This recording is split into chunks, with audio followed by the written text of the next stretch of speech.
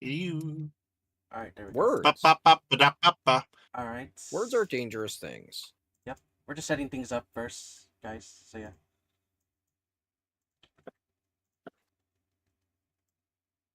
And I got Sherry active here. And let's get the other reactives on here.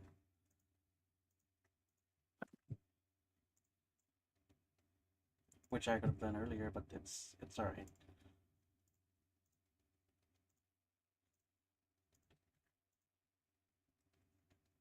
And there's Minty. And let's get the cement. Or actually me this time. Oh, if you want something embarrassing that happened to me earlier today, I broke a keyboard switch. Oh. Yep. Yep. Oh. Yeah. And it's really embarrassing because I tried to pull off the key like I used to pull off keys on old membrane keyboards, and turns out you don't want to do the same thing. I never So, oh no! didn't know there's an yeah. actual keyboard switch. Didn't know that was a thing. Because the thing is that whenever you buy a mechanical keyboard, they give you a puller, and I forgot. Well, I didn't know where it was, and I was thinking, it's not too big of a deal. I can just I can just pull it with whatever I have. Mm-hmm. So I tried to use a wedge, and it did pull the keycap and everything else. Yep. Yeah. So now I have to go buy new Yes, we were talking about PP Pie. Yep. Okay. Yep. All right. So I think we can get started right here. I love just how people embrace that. Yeah. Yeah, definitely. But anyways, I can start right here, right now. So, anyways, hello, Ponies Yep, on. it is time. Yep. Hello, Ponies Online. Yeah. For those who are all here, welcome to the panel called "So You Want to Run an MLP Panel." So yes, I have gathered one of my panelists here we have here is Tokoi, Crazy Mad Captain, and Mitty Roots, and pretty much this panel is pretty much how do you actually run an MLP panel with all types, like either a game, a discussion panel, presentation, or anything that can actually be used to run a panel, also or run a panel, but also based on the My Little Pony show. So yeah, to get this actually started, for those who are actually new or haven't seen this for a while, I can definitely introduce all of us first. So I'm gonna pretty much introduce myself for those who have not know. Yes, I am ACLP Films. I am one of the community guests of Ponies Online, and also other conventions, of course. I'm SFM animator, who mostly does entertainment stuffs like for SFM for mostly My Little Pony content, especially recently the Five Nights at Freddy's contents I usually do. But yeah, I'm also a streamer, so I usually do stream sometimes 3 or 4 times a month, and yeah, I mostly do all these stuff, cute animations, adorable animations, just for the just to show pretty much to the MLP fandom and the community. So yeah, and who else wants to go next? Hi, I'm Minty Root. I've been doing panels about fan animations in the fandom since 2013, actually, at BronyCon.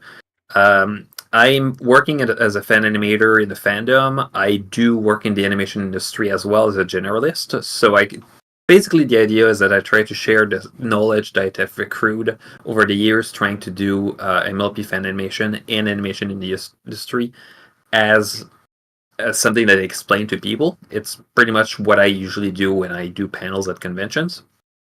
So I'm going to talk about that today. Oh, Silverquill is actually here in the chat. Silverquill, I can see you there. Yay! Silver. I can get him up here. Yep, just click on the... There we go. There we go. Hey, Silver. Hello. Hi, Silverquill. Hey, Silver. Apologies, I thought we had another hour.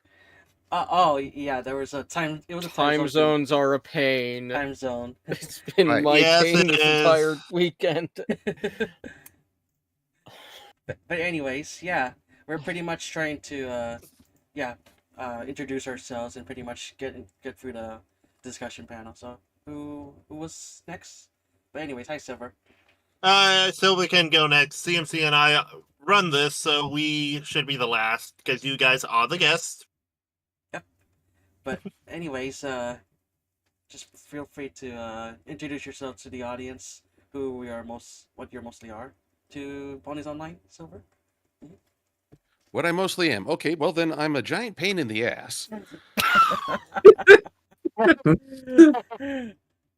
Come on, don't feel bad you're a bit late to a panel. We've all done that.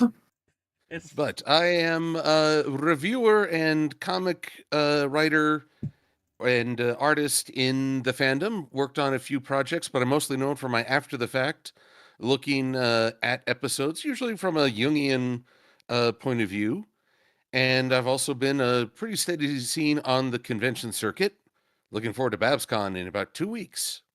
Mm-hmm. Yeah.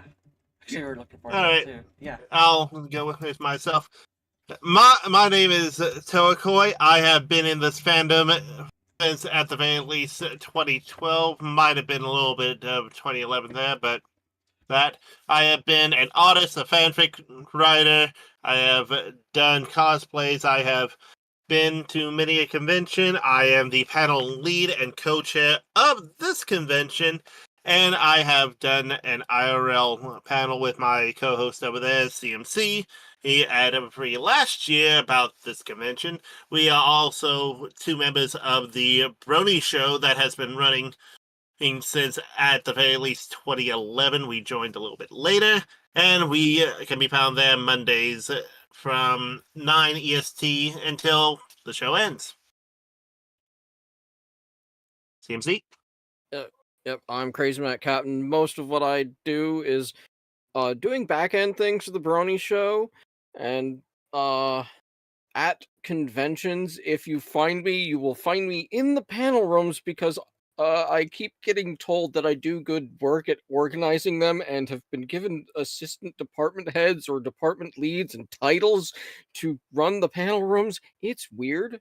Throughout the various events I've done, I've helped out by sitting on at probably 2 dozen panels, maybe. You will mostly find him over in Harmony, Winnie City, and Cider. Oh yeah, pretty much. Mm-hmm. Anyways, so yes, yeah. For those who've seen the actual panel title, how we actually run an MLP panel. So yeah, yes, there's pretty much all ways how we're able to get how we got most of the panels, like who can be like a community guest, a vendor, whoever, or someone who actually can submit a panel for a particular con, pretty much. So yeah, for those who actually been knowing, I am hosting 5 panels, and actually creating a panel requires some keys, and especially trying to get them to understand make them understand to all the people who are organizing, like what Tokoi and CMC doing, depending on who's organizing the schedule, pretty much. So, I want to know. Descriptions are useful. Yeah, descriptions are useful. But I would like to say, Minty? Yeah, there you go. Oh, sorry, I thought it was Minty. My fault. Oh, no. I was going to bring up the application process because before a panel even gets started being made, you have to actually submit it to a convention. And they'll ask a lot of questions about how you're going to organize a panel. And a lot of it just comes down to pre-planning. Well, pre-planning the panel. There's a lot of things that you have to sort out because you need to communicate to the convention staff what you're trying to do and how what kind of resources you're going to need, what kind of audience you're going to need, and it helps a lot. So let's talk about that first. The example that we have done is the main thing we worry about is time zones, because as Silver pointed out, hey, I thought this was an hour later. That's because sometimes the time zone converter we use doesn't show the right time, or it's miscommunicated, and it can be really annoying whenever someone's like, hey, my panel starts at 3. 3 already happened, but it's 3 my time. No, this is the time zone that we're doing scheduling in. Yeah, that's I why was told try this. to use the converters that should show it in the person's individual time that their computer is set to. But with time zone and daylight shiftings, sometimes it, yeah. It's also worth noting it's only a feature with Discord. So if you mention it on any social media, you have to mention it as part of mention the time zone. I did notice a couple of events they give it in PST and EST, which helps a lot because it gives you a better range. It's not something that you have to worry about when you do an in-person convention. So a lot of people don't even think about that whenever they do online events because that's not the same situation. But to piggyback off that, what Minty said, sometimes conventions can get a little confused, and if you're a guest on one panel and a host on another, they may accidentally overlap. In which Yep. case, Yes. depending on when you discover it, it is important to let them know or figure out, is there a way I can be a part of both? I'll give an example. At one BronyCon, I was to be a part of a group panel with other YouTubers, but they had also scheduled my independent panel with an episode review at the same time. So I recorded just some thoughts on the topics I knew we would be discussing and gave them to the presenters so I could at least be a part of it, even if I wasn't there. It's whenever you submit a panel, they'll ask for what time slots you think it would fit. There's some panels that fit in certain time slots so much better. For example, if you do anything that has adult content being discussed, any crude jokes or anything like that, it's an 18 plus panel, so doing it after 8 p.m. is important. You can't really do an 18 plus panel at 2 p.m. It just doesn't make sense for convention. It doesn't make sense for the audience.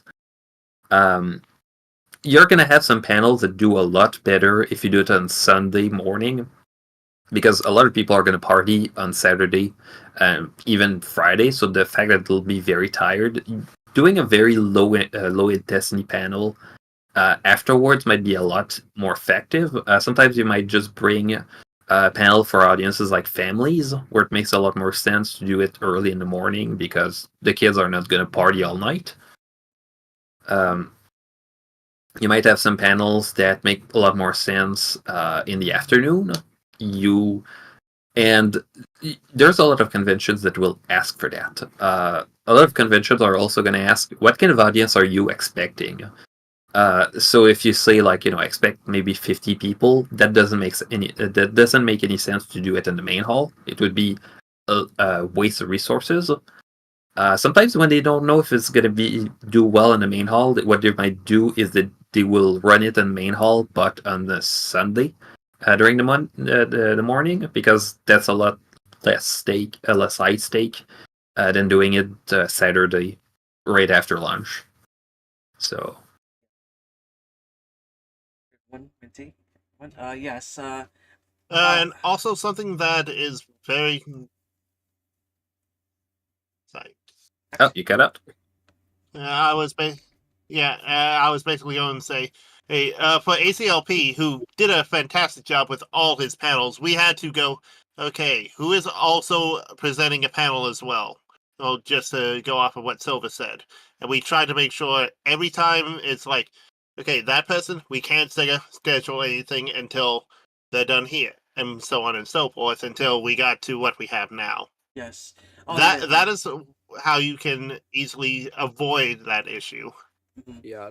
To start this, my first process was going, okay, let's start with Game Room and Derps, and hey, wait, this panel is great for Game Room, and it has Derps as a co-host, I'll let Derps sort out how he wants to run that entire day. Yeah. But that is on a positive side. It's not going to be for every convention. Mm-hmm. Oh yes, another thing when it comes to actually yes, depending on the what the convention wants, and what do you want to give what how can you help the conventions? Some conventions usually follow the theme of the actual convention. Like example, this is like what's the theme again for this Ponies Online? Festival of Regrowth. Festival of It is- Because we just came out of Uh, the Fallout year, we wanted to get some color in things. Yes. And also, we had an underline of Woodstock being like a little theme as well. We can't use the Woodstock name because one, copyright, and it's also something that we couldn't use like Bridal Woodstock. Again, a copyrighted term. So we just went with a generic theme but had the imagery. That's also what they did with Vancouver last year, where the whole idea was a Dungeons and Dragons theme, but they couldn't call it Dungeons and Dragons. It just they knew exactly what people would know when they showed the dice. So, but to go back into teaming, one of the things that Ciderfest would do, for example, whenever they would do a convention, they would ask like, "Is there a link between our theme and your panel that you could bring?"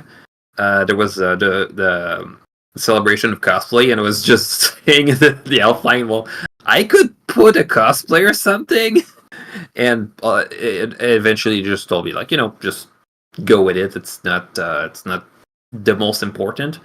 It helps when it fits because it feels like it's a bit more cohesive. But what conventions want the most is entertaining panels for big audiences that are going to have a good time. And entertaining panel has it's a big word in terms of all the ramifications. You could have something that's very entertaining, that's just one person that's just talking about an experience that happened with no PowerPoint, with no loud music, just someone just talking.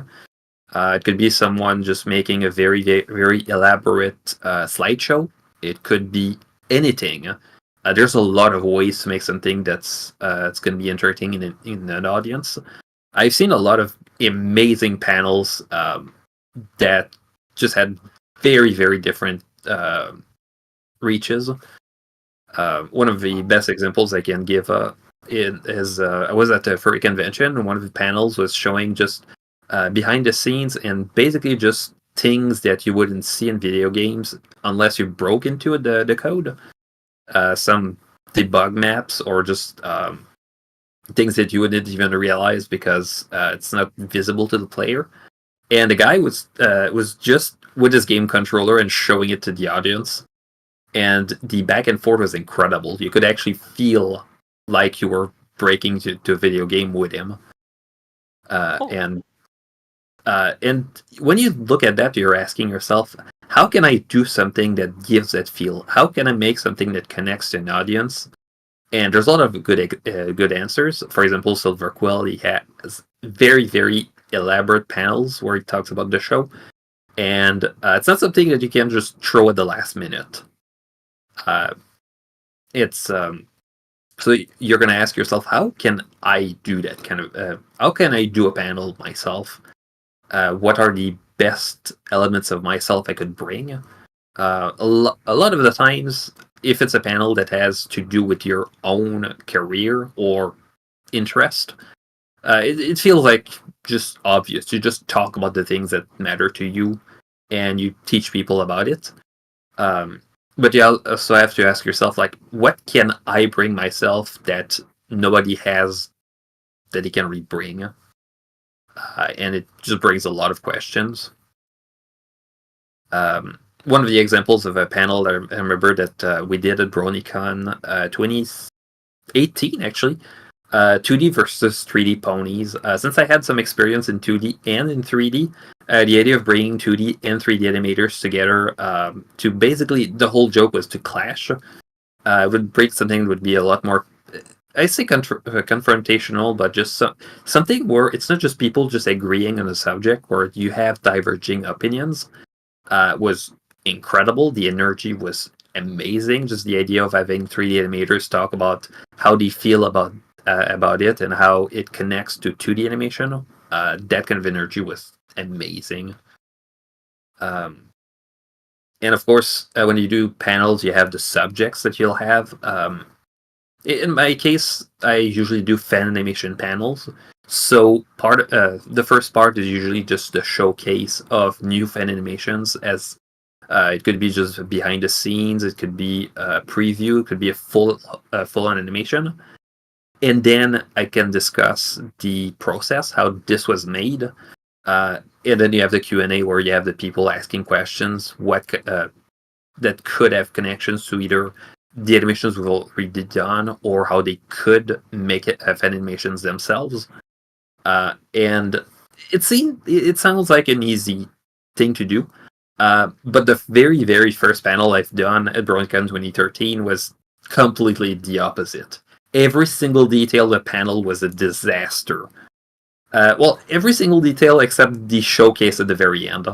And then when I realized that was the part people liked the most, I ended up putting it at the very beginning in every subsequent panel.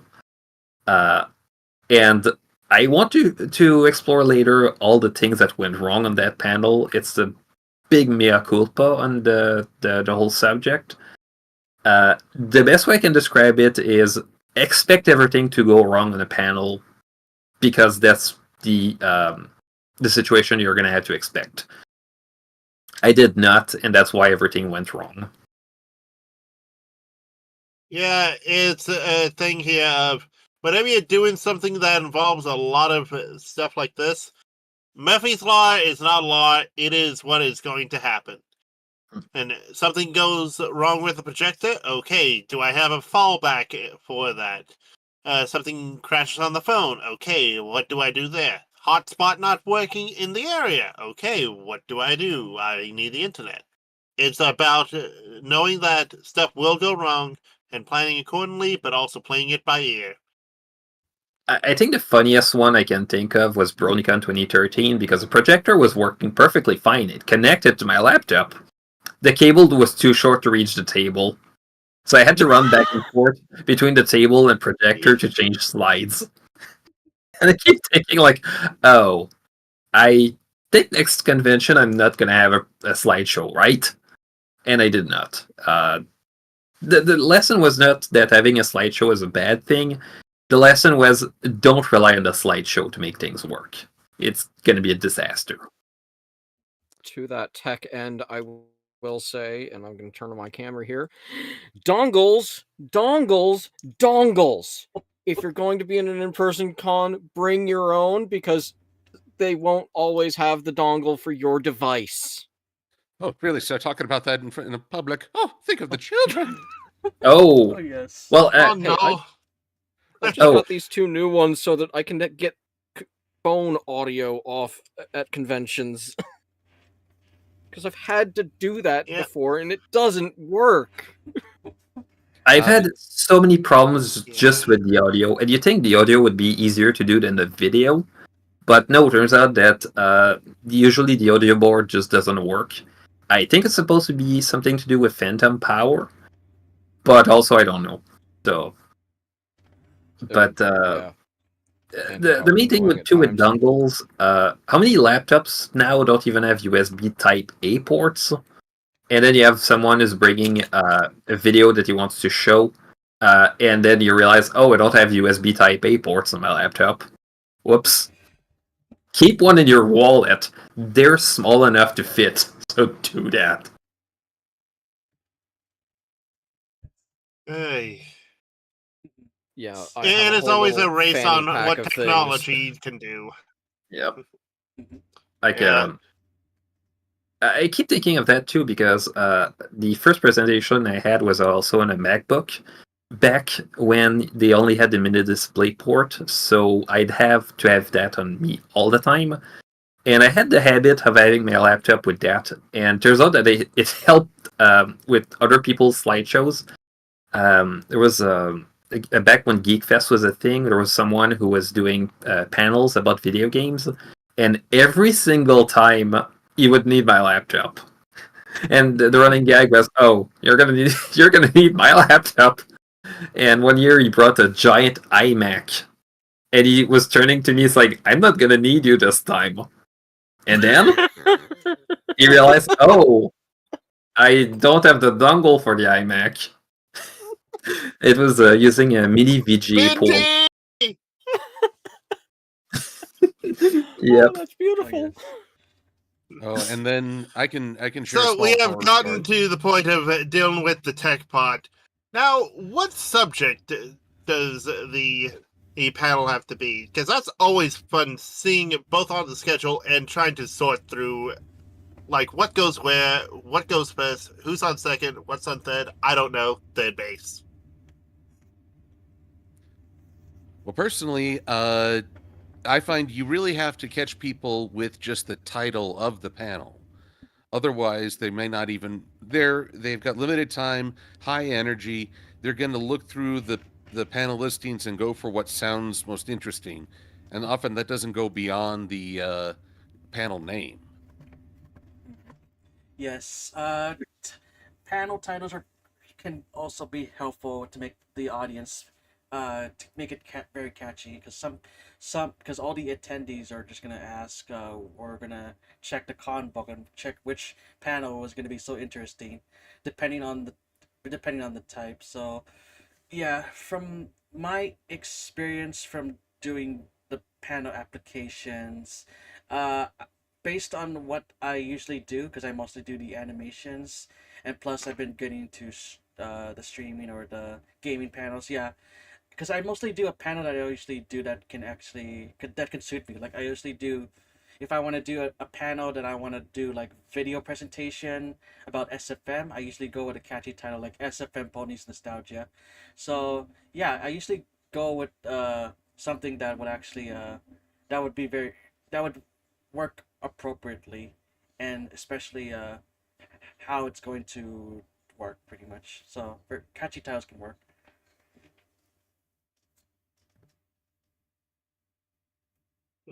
But then Yeah, also, But also, wow, we almost started with the exact same words too. Yep. Great minds think alike. the brain cell is being shared around at the moment. Well, talk about you go first. After you, Silver. Okay. Hey, basically, one things is also if you know, like someone's trying to do a theme of everything around it. Like whenever I did my Robot Ponies panel, everyone was being like, "Hey, check out this episode. Check out this discussion. Check out this part of the fandom." And I'm like, I'm just going to go over here and say, "Look at all the cool robots," and people came and saw that because I was like, I'm not going to do too much. I'll give my thoughts on the design, but we are looking at robot fixes and we can have a calm and general discussion because it's a little bit of a chill because I do evenings and that's normally like a concert's going on, something just happened. Let's have a chill panel. Well, so it's also go for what panel you want to do that's different from everyone else if you know the standard people that come. Because a discussion panel like Silva does, you're like, if I do something different, it might bring in more people. Because if everyone's doing something like Silva, then how do I stand out? Yep. Which is the question I still ask to this day. And when we say you need to do something different, it isn't necessarily you have to reinvent the wheel. But a lot of people love music. Why should they go to your panel about music? That's where the description really needs to focus in on what makes your panel different from others. If you're talking about character design, well, name several things about character design you're going to focus on. Color theory, shapes, or just how to not create a sin against eyesight. In fact, that's actually a fun line to put. How to avoid a sin against eyesight. Oh, that's a panel Sometimes about how different. to Oh make wow. how to not to make bad OCs. Yeah, that'd be okay. I'm filing that away for later this year. Yep. Hey, Is your have fun with that. is your splash screen image that you're gonna have to start a slideshow one of those black and red alicorn OCs with bad wings? Probably, but I might go with some neon blue as well. Oh, when you press the random button on Ooh. only Yeah. creator. That or I'll just swallow a bunch of food coloring and see what happens. Oh. Oh, I love the paint splatter demons. There we go. Also, if you're not sure, there's an old instruction if you're learning about writing, and that is read other people's work. So even if you don't get into a convention or your panel isn't immediately accepted, grab the panel book or the con book and look through the panel descriptions and just try to pay attention to the language people use, the topics they mention. That can be a great guide in and of itself. Or look up some examples online. It's also worth noting that there's no recipe to make a good panel. It's basically an inexact science. A lot of it is pretty much just piggybacking on skills that other panelists got. And convention panels have been a thing since I think Shoko showed first science fiction convention was 1932, 36. The idea of conventions might have been for a long, long time, but the idea of how we run panels has been changing a lot. If you look at old videos from the 90s, from old furry conventions, for example, the way that they would do events was completely different. So there's a lot of things that have changed since. So you have the right to put on your own spice as well. All right. So another thing when it comes to you already done that's description, the title, and what you're what materials and other equipments you need. But another thing is to ask is or depending on the panel is if you need a co-panelist or who wants to bring along with you in hosting the panel based on the actual panel itself. Because most of the times when I do a panel, sometimes I might need some assistance or if it's a gaming panel like playing Jackbox or use your words, it does require a max of specific people, like up to 8 panelists or up to 6, depending on the games. Because usually, but the thing is trying to pick the right people that would actually suit for the panel. Or example, I usually invite panelists who are animators into when I do an animation panel and try to gather along all the panelists who does mostly animations or who are actually new into content creations. Trying to invite the people who actually has good knowledge on it. Pretty much, just just trying to find Yeah. trying to find a co-panelist or anyone to join up with you. Co-panelists trying are to find the great right- just to get some back and forth because if you have something that feels a bit more conversational, it feels a lot more interesting. It feels more kinetic. The idea that panelists can go back and forth between ideas. I've done some panels where I was just the only one talking, and it doesn't have the same energy. If you want to do that, you're going to have to do a lot of prep just to, for example, the animation error panel. I had to do so much prep just to have a good idea of what to talk about. Doing a panel with other people just makes it so much easier. And seems From that the you were chat saying room, we something. have a question about research and prep work, and that depends on what kind of panel you do. If you're doing an informative panel, then you're going to have a lot of research and prep work. If you're doing something that's very much an improv game, then, well, I've seen a panel where someone just walks up onto stage, has a D20, and gets the audience involved. And that's all.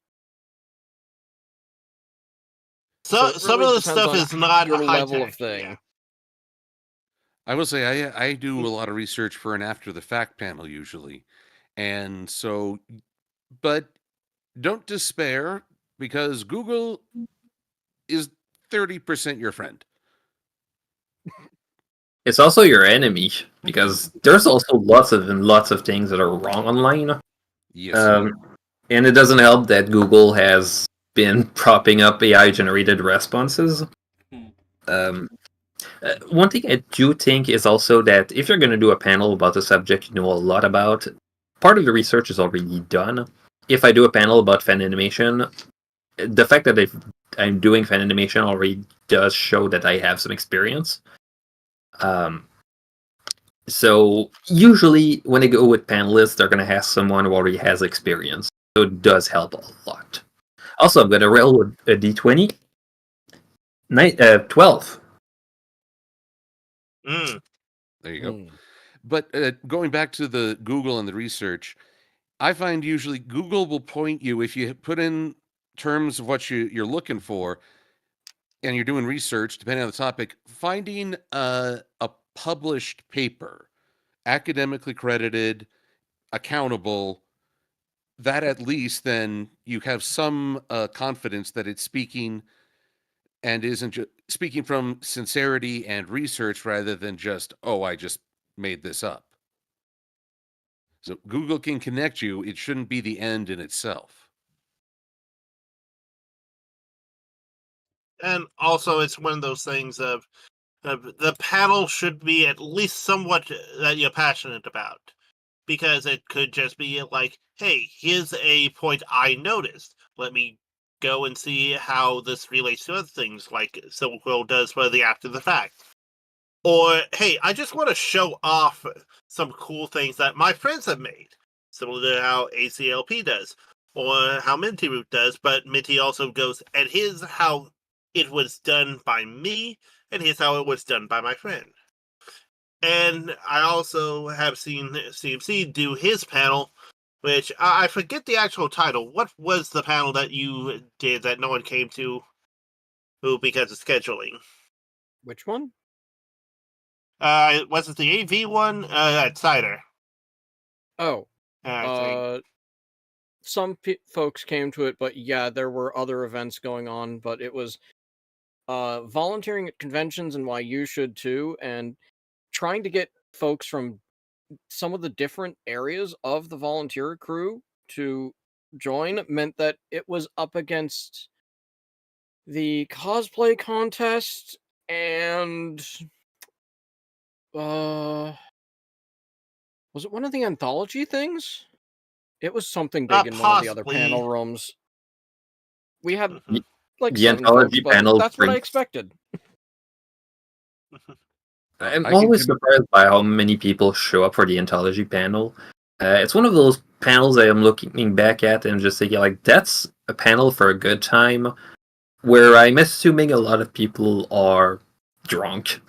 And I don't blame Yeah. them. It's that sweet spot of Yeah. the time on a Saturday, nonetheless. I don't think we've ever had one that was set on a Friday. But I can No, they could always commiserate get on set on Yes, Saturday. I can commiserate on a panel where people don't show up. One year I had a panel at Babs, Kintsugi, unicycling with bling. But it was right up against the Toast You Writers panel. Oh, And so one kind soul came, but I said, it's okay if you want to go to another panel. It's cool. This goes back to the scheduling concept. An informative panel can't compete on a Saturday night against the Toasty Writers. I learned an important lesson Yeah. that day. Yeah, because in addition to CMC side of thing, we also did one for Everfree talking about this convention right here. And unfortunately, we only had like 3 people, one of which was our friend Circuit, and the community guest, and the AV dude. And we still did the panel because we had everyone via voice call similar to this. And we just did the panel. We had the panel. It's just we were up against stuff of like AC and crew up in main stage, and it's like it happens. And a lot We of were noon we on a didn't actually Sunday. do the. It was a lot of. We also didn't do the right amount of advertising about it to get people interested. We could Yeah, have put little because things out on the free tables. Yeah. CMC here was a surprise for my friends because he had his first ever free last year. And so Right. that's why it wasn't. And yeah. It's worth noting, even if not a lot of people show up for a panel, record it. There's going to be people on YouTube that are going to put it on. Some people just like having their little YouTube while they eat, and it's pretty cool doing that. So Yeah. That's why Everfree is very good, because they do record and they get it to you pretty quickly after the convention. But Minty also touches on an important mindset when you're presenting. The first is it's not, oh, only X number of people came. As many as several people came. It's what you have, not what you're missing. And I found with panels, one of the best mentalities to deal with technical issues, to deal with confusion, to deal with late arrivals or just miscommunication. There's a concept in improv comedy. It's just called yes and. You accept the situation, and what can you do next? So rather than focusing on what isn't going your way, you say, yes, this is the situation I'm in, and I can do this. It really does see you through. Especially in my case, a lot of people like to chime in the middle of the presentation. And rather than try to say, no, this is my talk, no, I say, yes, and this is how I can reply. it's a bit annoying though when you show something at the very beginning of the panel, but you have to mention that later, and you have to assume most people are going to have seen it. But that's one reality of that. It's pretty cool if it's something that people can look at later on. People are pretty good at picking things in different orders and putting it back in order in their head, usually. So Let me say this. For those who have any questions regarding us or the panel, feel free to put in the chat. I do have a question for most of the to the panelists, especially the organizers. Actually, when you guys did your panels, what was actually one of the most cherishable or the best times, or probably your favorite panel you have pretty much done? It's always fun just showing off, like, hey, look at this cool art I found of this one subject matter. Because I always try to, at the very least, link the actual image so that they can do reverse, or if you know how to use Debbie Boru, use that, find it, and then go support the artist. It's always nice whenever people, at the end, when I go, hey, show me what you can find, to have them be involved in it somehow. Like, hey, I've shown all this, what can you find? Unfortunately, this is the first time I've done this where AI's been very relevant, and I got a few images that were AI generated. They would not load onto the Google slide, but I was like, aw, that stinks. But the most amazing thing was, somehow, someway, a robot dash from We Love Finds, like, YouTube channel popped up in a thumbnail on Google, and I'm like, God, 2013. How did this even get through everything?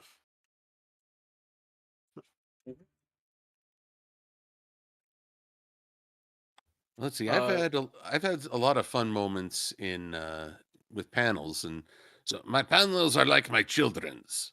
I love all of them. But one of my favorites has always been at Hooves Line. I think it was 2019. They tried a new game called Innuendo. You ended every sentence with "if you know what I mean."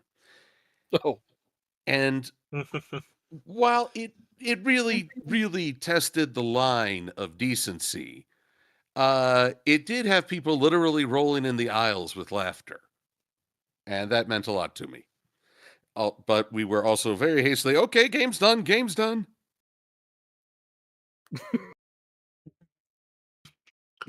Oh, fun. Probably one of my best ones so far, which is honestly something that would be very easy what I've done, or is mostly sharing mostly the SFM Ponies Nostalgia panel. Again, I pretty much always wanted to make sure everyone in the SFM community feels appreciated, especially people who want to have their showcase done, pretty much, and especially especially the audience. Honestly, just sharing those cherishable moments to those who wanted to have a time to pretty much relax or everything. Yeah, SFM Ponies Nostalgia is probably a great fan I would always pretty much host, especially with all of it. Mhm. Mhm. And I want to say my favorite See, moment. Oh, you're gonna go ahead. no, after you, I can finish it later. Okay, I think one of my favorite moments was at Vancouver 2024. I was doing a panel on fan animation, and at the very end of the panel, once I was done, someone came to me and asked me a very simple question. He just asked me, "Oh, are you working on the show?" I said, "No." And then I realized, oh, that's Mackenzie Gray, one of the guests of honor of the convention. He was just sitting there the whole time, just watching my panel. I was thinking, I got recognized by someone from their show, and I found it hilarious. That is an honor right there. And another panel that I think I did right before that one, where I was doing a commentary on one of my videos, and at the end, someone told me, "Oh yeah, since the panel was also live streamed, we had some comments from the live stream talking about the panel. They were just waiting for you to shut up and show the full animation." It's thinking, "Oh, they wanted to see the animation. I should have just showed it." I was thinking, well, I'm glad that they like it. I was thinking that's pretty funny. Well, that's also the internet for you. Don't talk about it, just show it. We're here for entertainment. Popcorn in the face, popcorn in the face. I think the least appropriate one I can think of is BronyCon 2015. We had an animation panel, and someone just asked, like, how do I get started with animation? And if you remember, back in 2015, the meme of the moment was the Shia LaBeouf, just do it! So pick up Edie and shouted it. And the response was electric. It was incredible. Yeah, people would just shout it the whole time at the convention. Well, I mean, that is a positive thought. CMC, you were going to say something? I'm not sure if I have a favorite, because most of the panels I've done, I've felt like I've also been doing work behind, or have been things like the trivia panel, which started as a build off of something from the Brony Show, the improv panel, which started as a build off from something from the Brony Show, various informative panels that I've just had on my own. I don't remember anything that I've done at this point. It's all just mush. Yeah. Yeah, that can happen. Well, it might also just be that I've been working too much this week. Yeah. That's also true, because here's the fun thing. Since I was coaching, I had to do the meetup with Hollow and Pixel, and come to find out Hollow's VA was sick, so we had to have a stand-in, and then I had to be like, okay, and I jotted Hollow's text here, and then read that off, just so it could have, the little illusion of I'm talking to the characters. And it's like, okay, how can I do this without saying, well, in the chat, they are saying this. No, I just like, oh, I have a printout from here. Okay. So it's also that improv on different types, because gameplay, you have to either have good commentary, or you have to have someone being right next to you going, he's going left, right, headshot.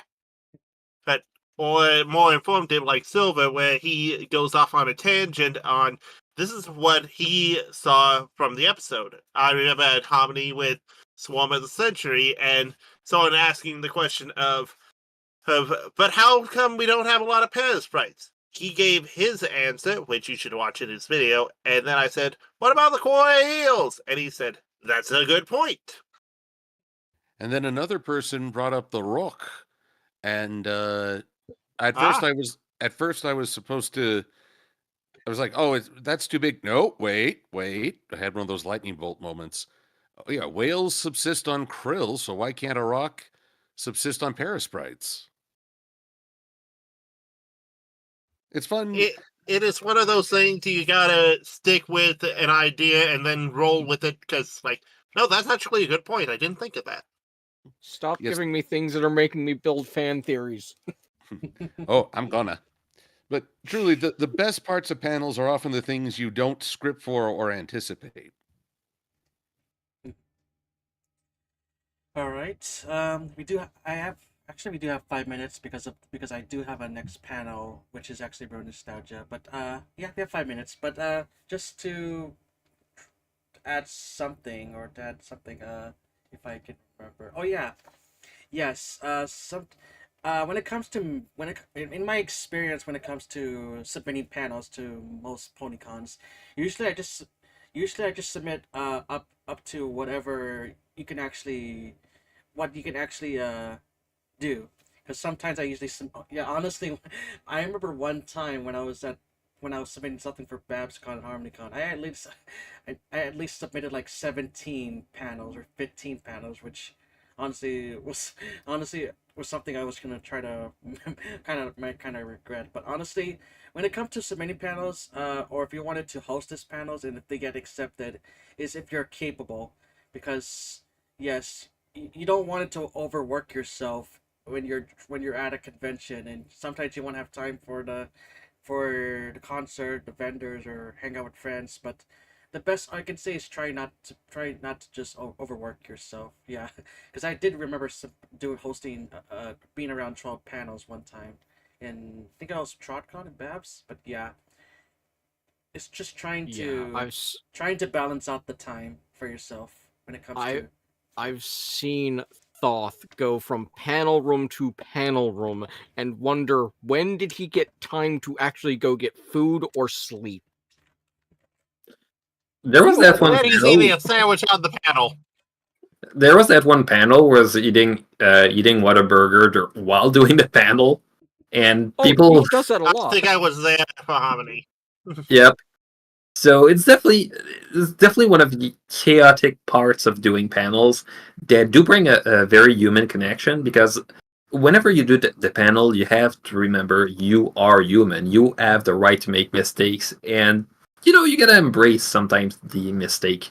That's the mistake I did. My very first panel was way too scripted. It was trying to do too many things. It was not trying to be. I was not trying to be myself enough.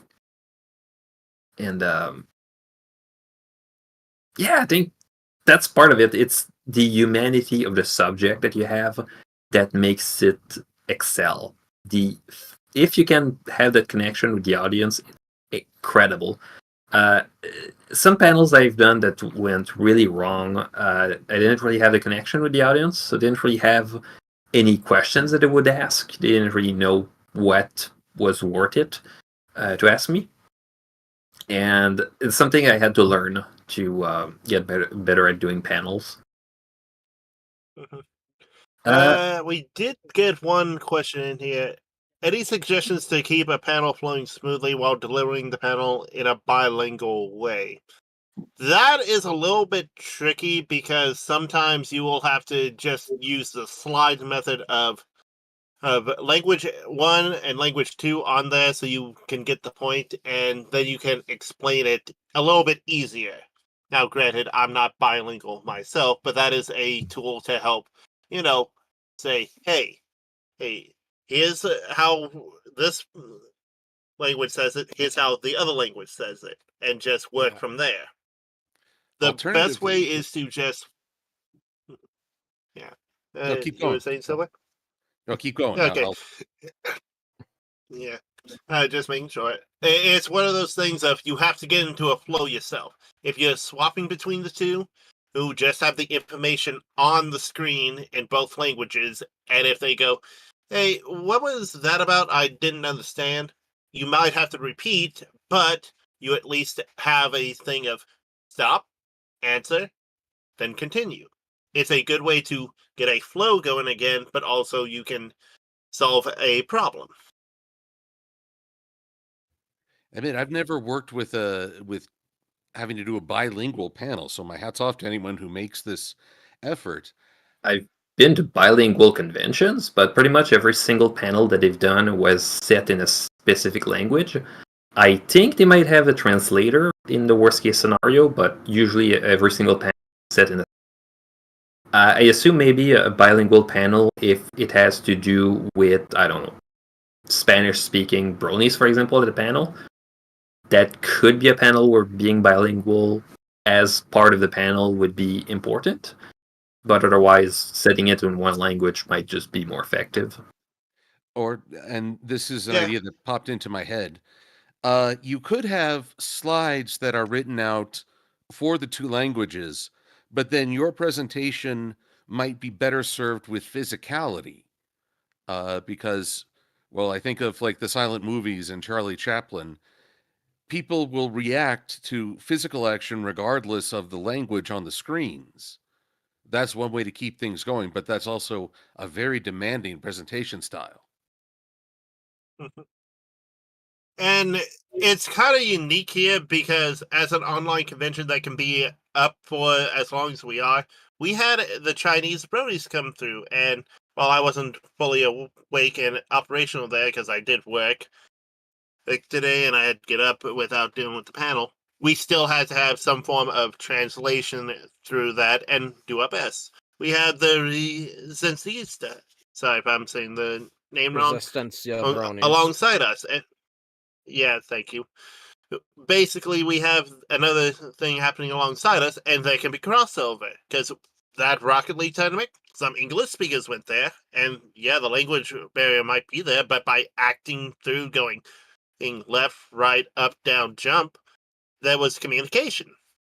So it's all in, as Silva said, the best way you can do it, either physically or, as I said, it with slides to help go, this is what I'm talking about.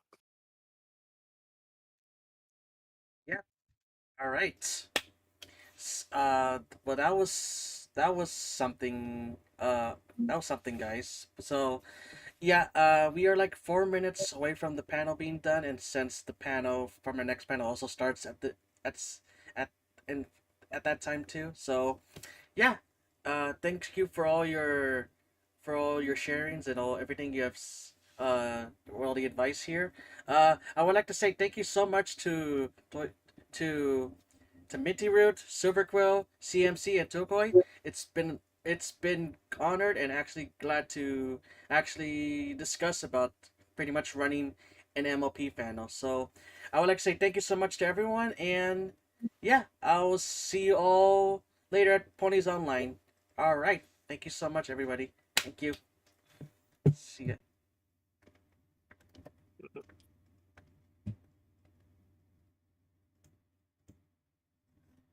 All right. Alright. All We'll right. get everything swapped over here in a moment and other people. All right. But, yeah. Honestly, pretty decent considering some of that